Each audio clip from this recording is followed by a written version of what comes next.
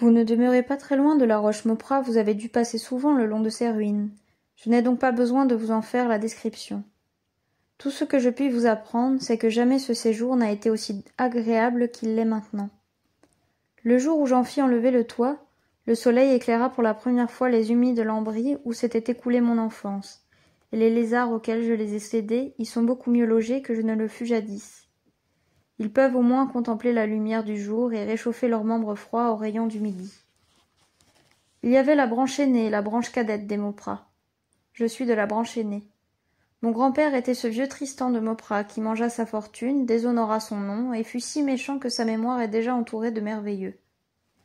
Les paysans croient encore voir apparaître son spectre alternativement dans le corps d'un sorcier qui enseigne aux malfaiteurs le chemin des habitations de la Varenne, et dans celui d'un lièvre blanc qui se montre aux gens tentés de quelque mauvais dessein.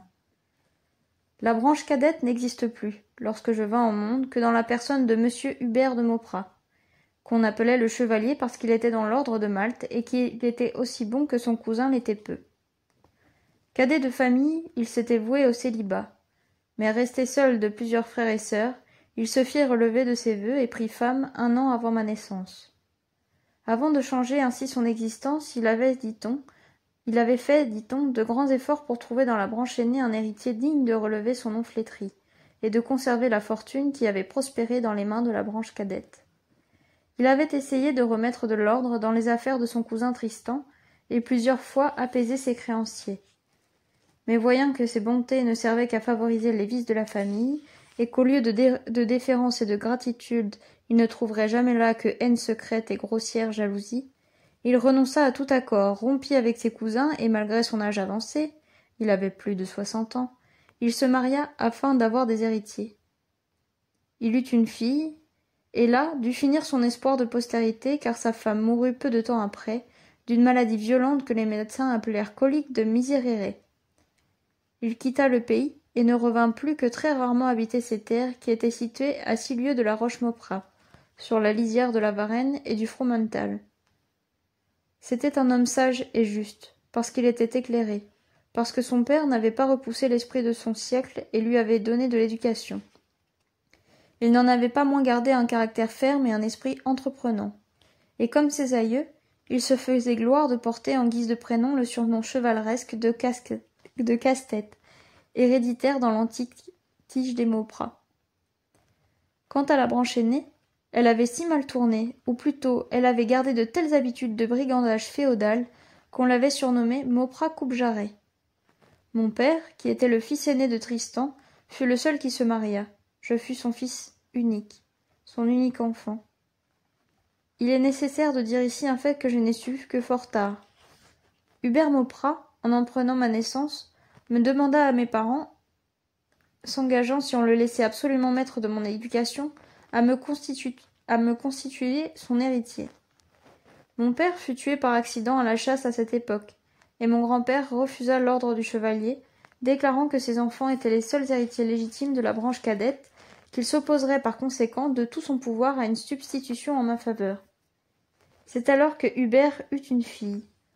Mais lorsque 7 ans plus tard sa femme mourut en lui laissant ce seul enfant, le désir qu'avaient les nobles de cette époque de perpétuer leur nom l'engagea de renouveler sa demande à ma mère. Je ne sais ce qu'elle répondit. Elle tomba malade et mourut. Les médecins de campagne mirent encore en avant la colique de Miserere. Mon grand-père était demeuré chez elle les 2 derniers jours qu'elle passa en ce monde. Versez-moi un verre de vin d'Espagne, car je sens le froid qui me gagne. Ce n'est rien. C'est l'effet que me produisent mes souvenirs quand je commence à les dérouler. Cela va passer. Il avala un grand verre de vin et nous en fîmes autant, car nous avions froid aussi en regardant sa figure austère et en écoutant sa parole brève et saccadée. Il continua. Je me trouvais donc orphelin à 7 ans. Mon grand-père pilla dans la maison de ma mère tout l'argent et les nippes qu'il put emporter, puis laissant le reste et disant qu'il ne voulait point avoir affaire aux gens de loi, il n'attendit pas que la morte fût ensevelie, et me prenant par le collet de ma veste, il me jeta sur la croupe de son cheval en me disant « Ah ça, ma pupille, venez chez nous, et tâchez de ne pas pleurer longtemps, car je n'ai pas beaucoup de patience avec les marmots. » En effet, au bout de quelques instants, il m'appliqua de si vigoureux coups de cravache que je cessai de pleurer, et que, me rentrant en moi-même, comme une tortue sous son écaille, Je fis le voyage sans oser respirer. C'était un grand vieillard, osseux et louche. Je crois le voir encore tel qu'il était alors. Cette soirée a laissé en moi d'ineffaçables traces. C'était la réalisation soudaine de toutes les terreurs de ma mère, que ma mère m'avait inspirée en me parlant de son exécrable beau-père et de ses brigands de fils. La lune, je m'en souviens, éclairait de temps à autre au travers du branchage serré de la forêt. Le cheval de mon grand-père était sec, vigoureux et méchant comme lui. Il ruait à chaque coup de cravache et son maître ne les lui épargnait pas. Il franchissait, rapide comme un trait, les ravins et les torrents qui coupent la Varenne en tous sens. À chaque secousse, je perdais l'équilibre, et je me cramponnais avec frayeur à la croupière du cheval ou à l'habit de mon grand-père. Quant à lui, il s'inquiétait si peu de moi que si je fusse tombée, je doute qu'il eût pris la peine de me ramasser. Parfois, s'apercevant de ma peur, il m'enraillait, et pour l'augmenter, faisait caracoler de nouveau son cheval. 20 fois le découragement me prit, et je faillis me jeter à la renverse. Mais l'amour instinctif de la vie m'empêcha de céder à ces instants de désespoir. Enfin, vers minuit, nous nous arrêtâmes brusquement devant une petite porte aiguë et bientôt le pont-levis se releva derrière nous. Mon grand-père me prit, tout baigné que j'étais d'une sueur froide, et me jeta à un grand garçon estropié, hideux, qui me porta dans la maison. C'était mon oncle Jean, et j'étais à la Roche-Maupradt. Mon grand-père était dès lors, avec ses 8 fils, le dernier débris que notre province eût conservé de cette race de petits tyrans féodaux dont la France avait été couverte et infestée pendant tant de siècles. La civilisation, qui marchait rapidement vers la grande convulsion révolutionnaire, effaçait de plus en plus ses exactions et ses brigandages organisés. Les lumières de l'éducation, une sorte de bon goût, reflet lointain d'une cour galante, et peut-être le pressentiment d'un réveil prochain et terrible du peuple, pénétraient dans les châteaux et jusque dans le manoir à demi rustique des gentillâtres. Même dans nos provinces du centre, les plus arriérées par leur situation, le sentiment de l'équité sociale l'emportait déjà sur la coutume barbare.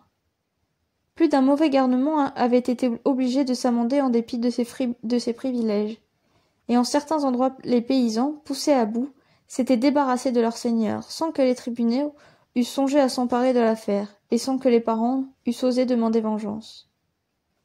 Malgré cette disposition des esprits, mon grand-père s'était longtemps maintenu dans le pays sans en éprouver de résistance.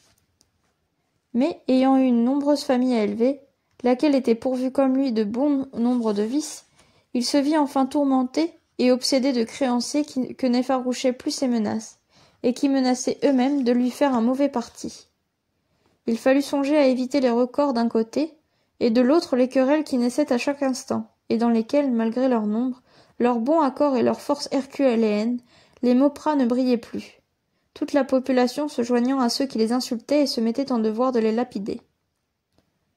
Alors Tristan, ralliant sa lignée autour de lui, comme le sanglier rassemble après la chasse ses marcassins dispersés, se retira dans son castel, en fit enlever le pont et s'y renferma avec 10 ou 12 manants, ses valets, tous braconniers ou déserteurs, qui avaient intérêt comme lui à se retirer du monde, c'était son expression, et à se mettre en sûreté derrière de bonnes murailles.